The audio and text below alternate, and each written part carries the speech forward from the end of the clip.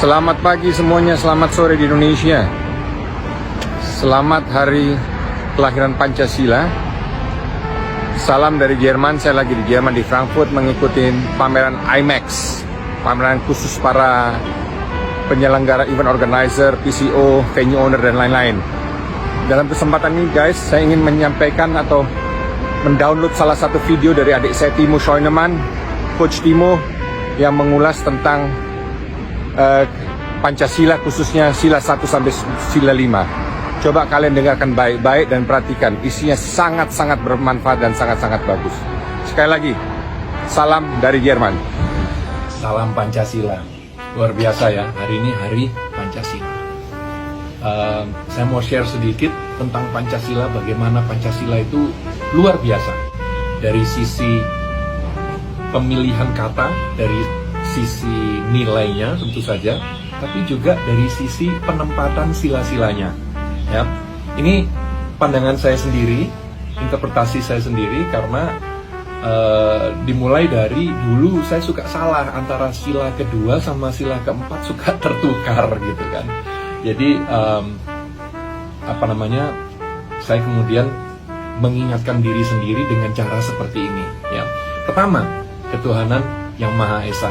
Kenapa ini harus di awal? Karena memang Tuhan itu dasar dari segalanya, dasar dari moralitas, dasar juga dari tujuan hidup.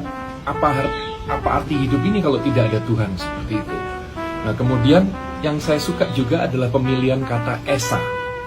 Bisa diinterpretasikan oleh masing-masing kepercayaan dengan cara mereka sendiri-sendiri. Ya, jadi kalau dalam Islam, Esa betul-betul satu, jadi satu. Ya, satu Tuhan. Kalau dalam Hindu dan Buddha, menyatu, Esa menyatu. Kalau dalam kekristenan, Esa diartikan kesatuan. Jadi betul-betul pas ya untuk semua kepercayaan yang ada di Indonesia. Luar biasa.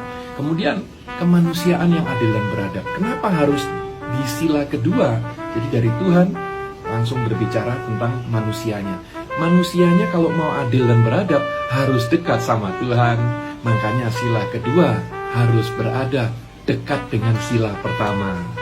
Kemudian baru kita berbicara kalau manusianya sudah adil dan beradab, ya, karena dekat dengan Tuhan.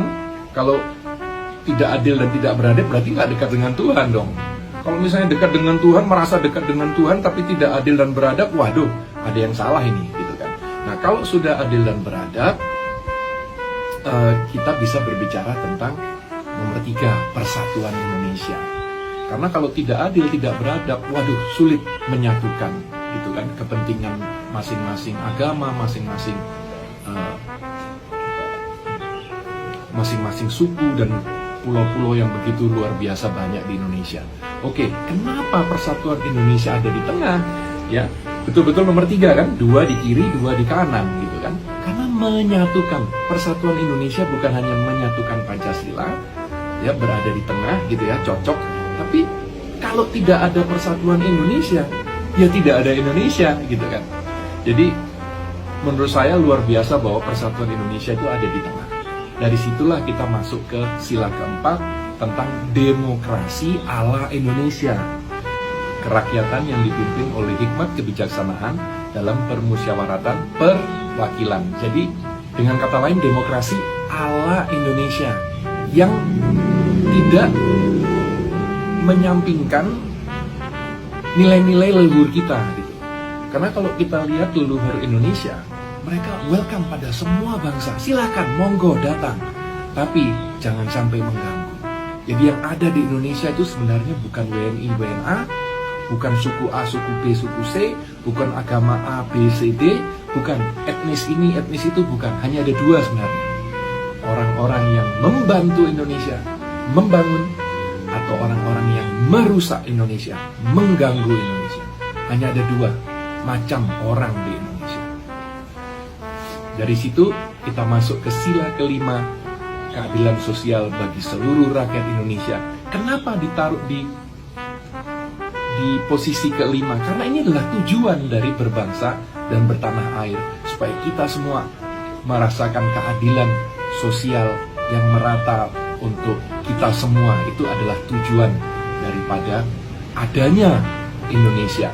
Jadi itu tadi pemahaman saya tentang Pancasila, luar biasa ya. Jadi mohon betul-betul dijaga Pancasila ini, karena yang membuat Indonesia begitu spesial adalah justru penyatuan dari begitu banyak bahasa, ya, suku dan agama. Itu yang membuat betul-betul Indonesia ini spesial. Kemajemukan Indonesia yang membuat Indonesia spesial, dan itu harus dijaga. Tidak akan datang dengan sendirinya. Jadi sama kalau di bola, tidak akan datang talenta-talenta yang luar biasa yang bisa diharapkan oleh timnas Indonesia. Tidak bisa.